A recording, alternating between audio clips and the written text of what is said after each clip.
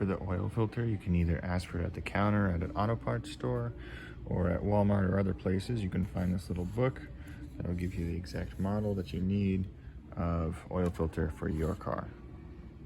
Put in the appropriate weight of oil that your car says you got to use in the owner's manual.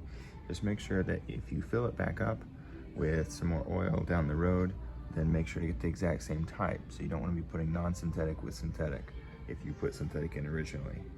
Not to mention, of course, put in the same weight as you did before. Once you have your oil in your filter and something to drain the oil into, as well as your jack, then jack the car up.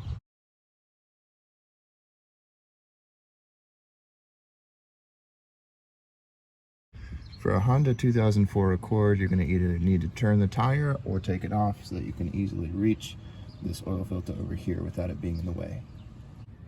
Next, find the bolt where the oil drains, which is right here. That's usually about where it is on cars.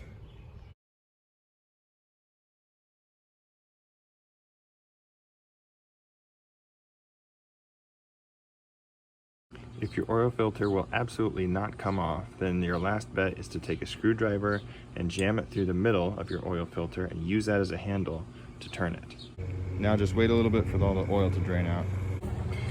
Before you put the new oil filter on, you want to get a little bit of the new oil and put it around this rubber seal so that it doesn't get overly tight.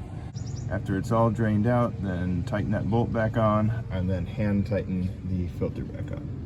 Fill your car with oil till it's at the top of the fill level on your dipstick, and then check it after you've driven it for the first time to make sure that it's still there, because the oil needs to cycle through the engine and get into the oil filter. So it's going to drop a little bit, so just make sure to check it after you've done it and driven it a little bit. And that's it. Congrats, you just saved yourself like 70 bucks.